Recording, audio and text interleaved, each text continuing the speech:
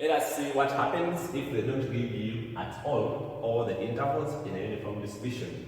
For example, when a variable x is uniformly distributed on the interval from this to this, x2, with mean 12 and variance 3. Find the values of x1, x2, the 65th percentile, then the first quartile. What happens there? The idea is very easy. We know that if they are giving us a mean and then the variance or the expectation.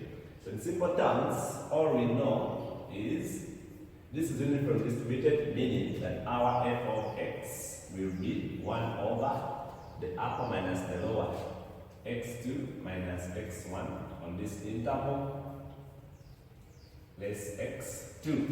Now they are giving us that our expectation, the mean, know that our mean is given by x2 plus x1, the whole over 2.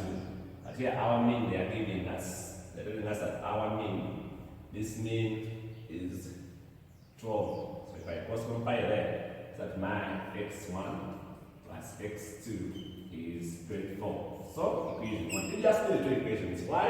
Because we have two unknowns.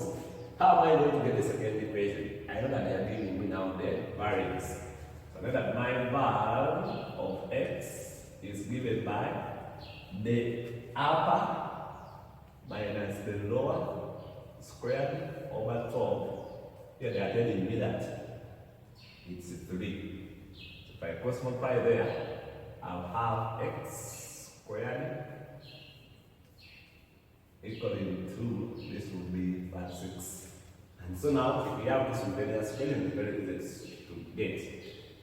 So, meaning, if I have this is the same as x2 minus x1 squared, but I see this one is the same as 6 squared.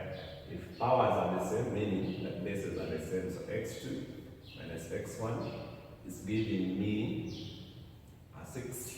So, this one I call it my equation 2. What am I going to do? You see, I have this and I have this. I'm just going to add them. So I'm going to say equation 1 plus equation 2. I want to relate these ones. Now it's that I'm going, because this is positive and this is negative, when I add, I will relate x1. So I have x1 plus x2 equaling 24. Then here I have, okay, then instead of this negative, x1 plus x2 equaling 2, 6. We are adding. Same signs, we add. We add this, we get 0. This will give us 2x2 equaling 2. That we add. That's that our x2 is going to be 15. Then if my x2 is 15, from here, I can take the other side. So from 1, I say from 1, my x1 will be 24 minus x2. So this will be 24 minus 15. And so from there, my x1 is going to be, what we get if you subtract here, it's going to be a 9. As simple as that.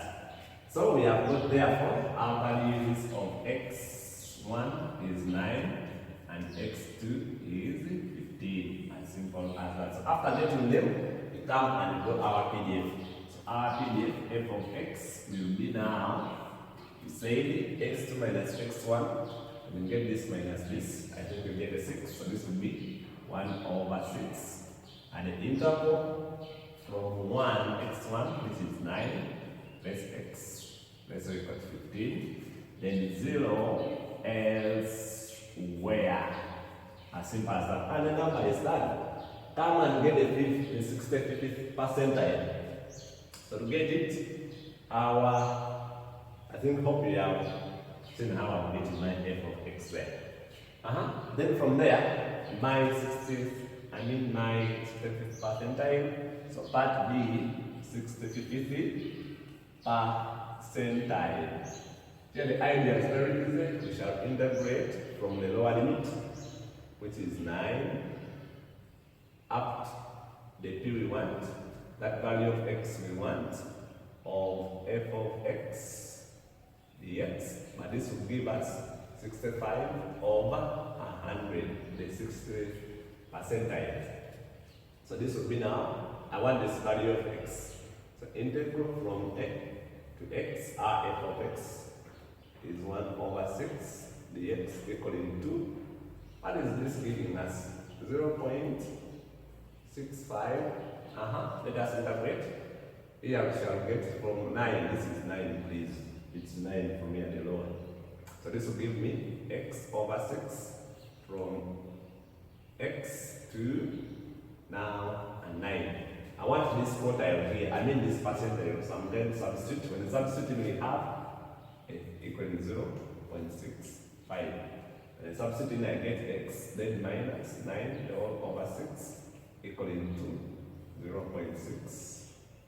And cross multiply our x minus n.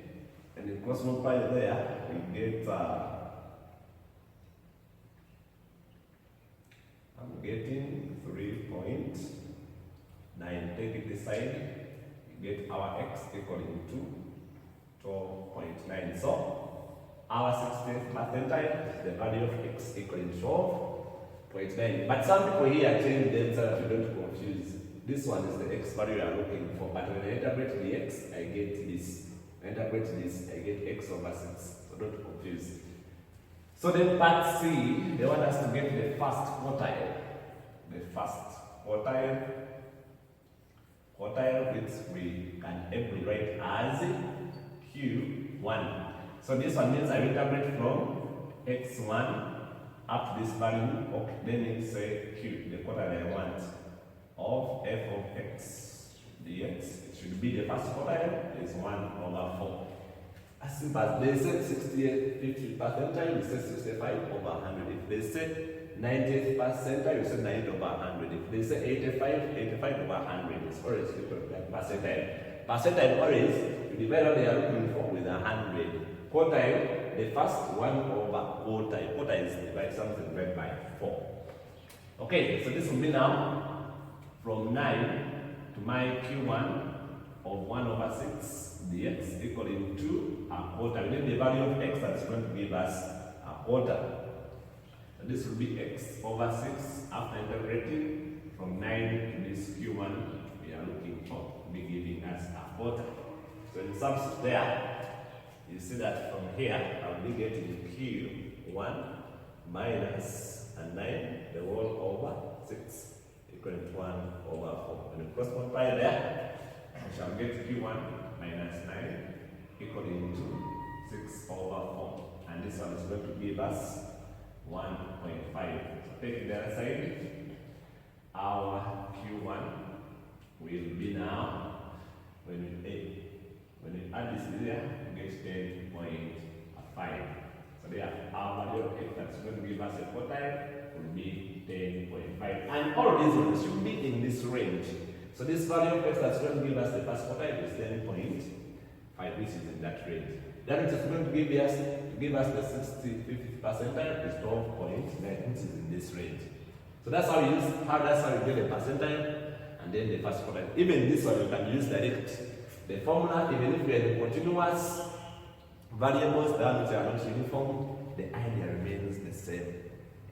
That's it, members. In the next lesson we are going to see how do we get now the decile. The decile we just divide by 10. If they say the 70th decile, you get 7 over 10. So integral from that value of x, f of x dx equaling to the decile they want over 10.